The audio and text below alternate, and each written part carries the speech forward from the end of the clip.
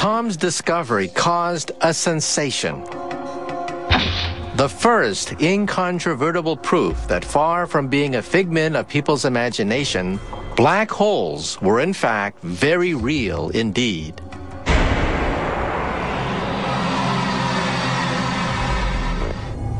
Since their discovery 25 years ago, we now know that the universe is teeming with them.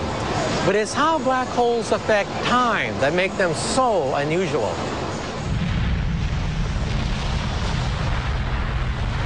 Black holes are so massive that their gravitational pull approaches infinity.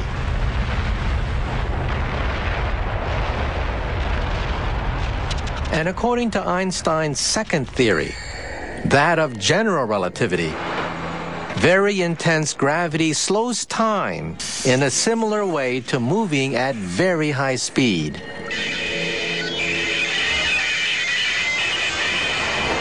So if you were to watch someone fall into a black hole, you'd notice that their time was beginning to slow down. So much so that at the very center, where the gravitational pull is infinite, time would stop altogether. Time would cease to exist.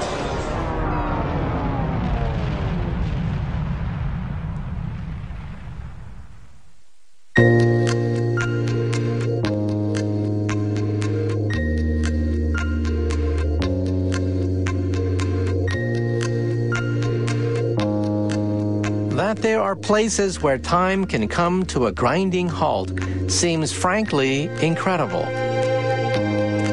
But that's only because we live in such a uniform corner of the galaxy.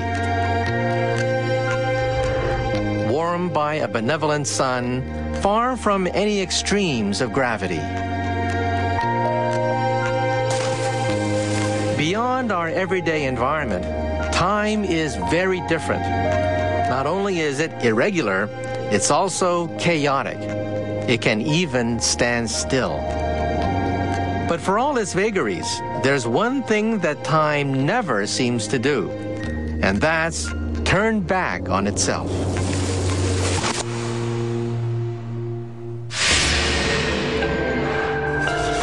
Which, when you think about it, is a little odd. After all, my physical environment offers me enormous freedom. The thing is, the laws of physics don't have any problems with time running backwards. So we physicists believe that it just might be possible to build a time machine. The only obstacle we face is one of engineering. That's because the theoretical blueprint for our time machine already exists. A machine that secret lies deep within our microscopic universe.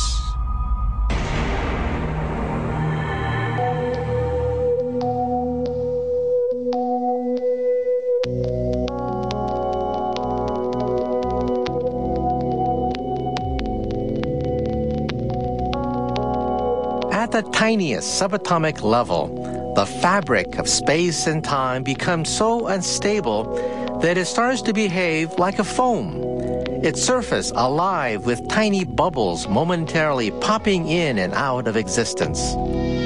We call this quantum state the space-time foam. It's thought that contained within this foam are objects called wormholes, tiny passageways between 2 points in space and time.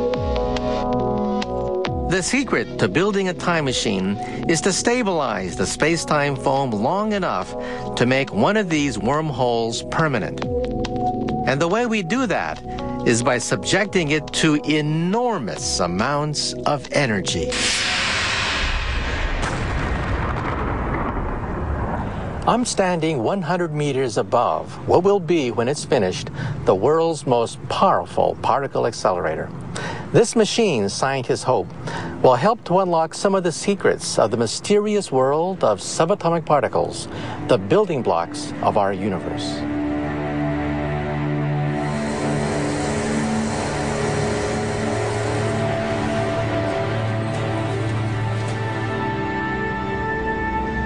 This tunnel is 27 kilometers in circumference, and it houses the accelerator. Inside this chamber, two beams of subatomic particles will be traveling in opposite directions, boosted to near the speed of light.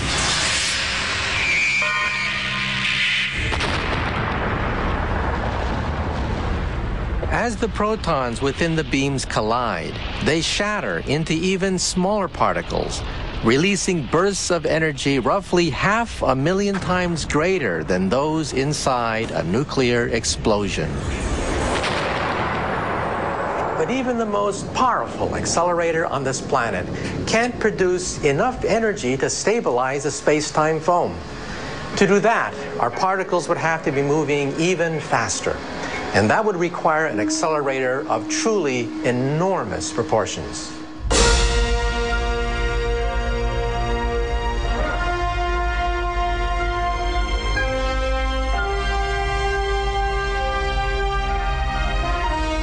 So big, in fact, we would need to build it in space.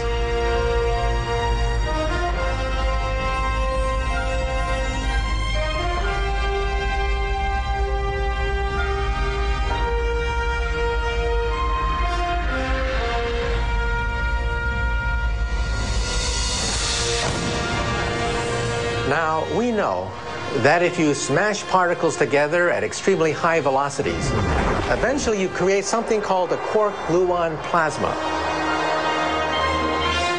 An extremely hot, high-energy cauldron of matter with a temperature exceeding 10 trillion degrees.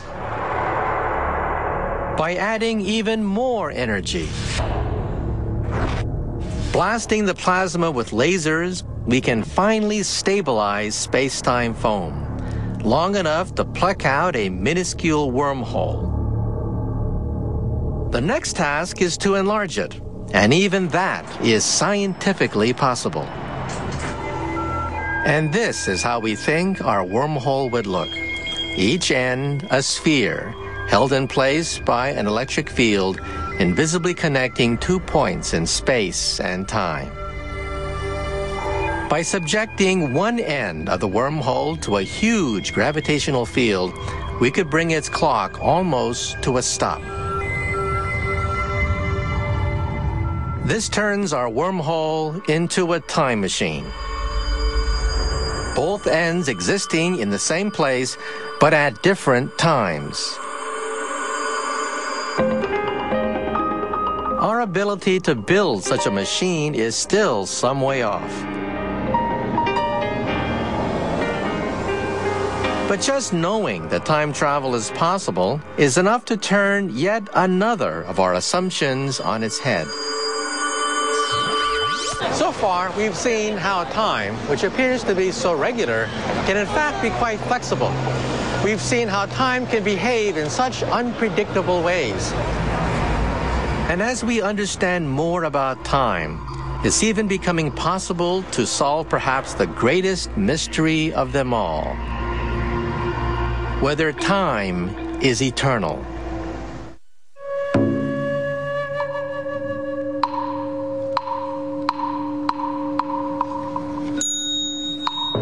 Humanity has long pondered the origins of time and the universe. Almost every religion that has ever existed has had its own